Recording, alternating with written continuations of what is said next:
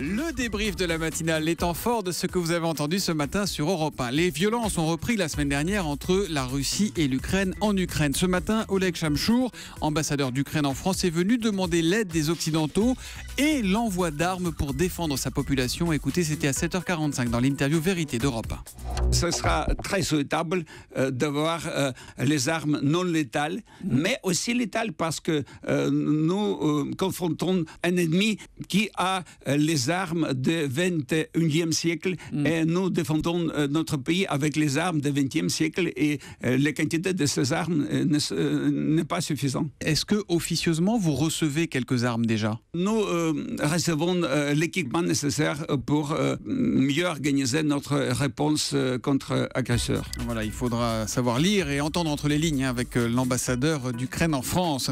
Peut-on reprocher à Manuel Valls cet aller-retour en Falcon pour assister samedi soir à la finale de la Ligue des champions de football à Berlin?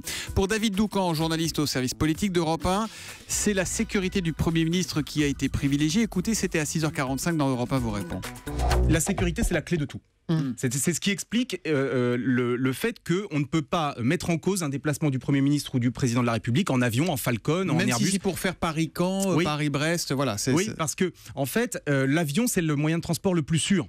Si vous mettez le Président de la République ou le Premier ministre dans un train, vous mettez en danger, y compris les passagers du train. Parce que le problème, c'est que le Président de la République et le Premier ministre sont des cibles.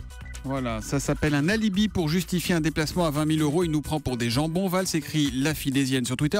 Vous êtes très sévère avec ce voyage. Se barrer voir un match de foot le soir de son propre congrès PS. Ça prouve l'intérêt porté à son parti. Il estime pour ses adhérents, ajoute H. Kamoudi.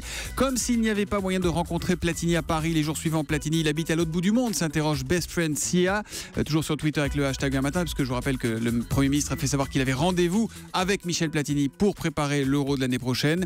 Enfin, prendre un jet pour aller voir un match de foot où aucune équipe française ne joue, ce n'est pas un faux pas, c'est un caprice indigne, conclut Duncan et Laura. Comme nous l'expliquait ce matin Caroline Roux, Arnaud Montebourg est très fier de sa petite sortie contre le Parti Socialiste. C'était hier dans le journal du dimanche avec cette tribune co-signée avec Mathieu Pigasse. Écoutez les secrets politiques de Caroline, c'était à 7h25 tout à l'heure sur Europe 1. Quand les socialistes l'accusent de lâcheté, de ne pas avoir voulu prendre la parole à la loyale au Congrès, il réplique: je ne parle pas à un parti qui s'est vidé de ses militants, je parle aux Français, loin de la politicaille, comme dit Arnaud Montebourg. Ça sert à quoi? Il veut faire quoi, Arnaud Montebourg? Exister. Et surtout Thomas, laisser dire qu'il a des ambitions présidentielles, même s'il a pu au moins mesurer la portée de sa capacité de nuisance. Nous vous en parlions à 8h. Uber Pop, l'application qui permet à tout le monde de devenir chauffeur de taxi avec sa propre voiture, se développe notamment à Marseille et à Strasbourg aujourd'hui, bien que cette application a été jugée illégale. Eh bien, nous avons une question de Francis sur Europe1.fr qui nous demande: je suis chauffeur Uber Pop, qu'est-ce que je risque si je me fais arrêter? Anne-Laure Jumet. Eh bien, la loi est très claire. Ceux qui se livrent à ce type de service risquent jusqu'à 2 ans de prison et 300 000 € d'amende. Ça, c'est inscrit dans la loi Thévenoud, qui est entrée en vigueur le 1er janvier de cette année. Alors dans les faits, c'est moins pour l'instant. La police se livre à des verbalisations sur place. On l'a vu à Paris, à Bordeaux, à Lyon, des amendes de 500, 1500 €. Mais d'autres ont aussi été poursuivis devant la justice pour exercice illégal de la profession de taxi et travail dissimulé. À ce jour, 380 procédures ont été engagées, indique-t-on au ministère de l'Intérieur.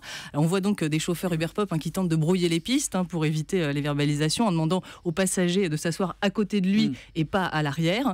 En tout cas, les clients, eux, ne risquent rien. A priori, ils ne sont pas jugés responsables par la justice. Anne-Laure Jumet du service économique d'Europe 1. Vous pouvez poser vos questions au 3921 sur Europe1.fr ou sur Twitter avec le hashtag.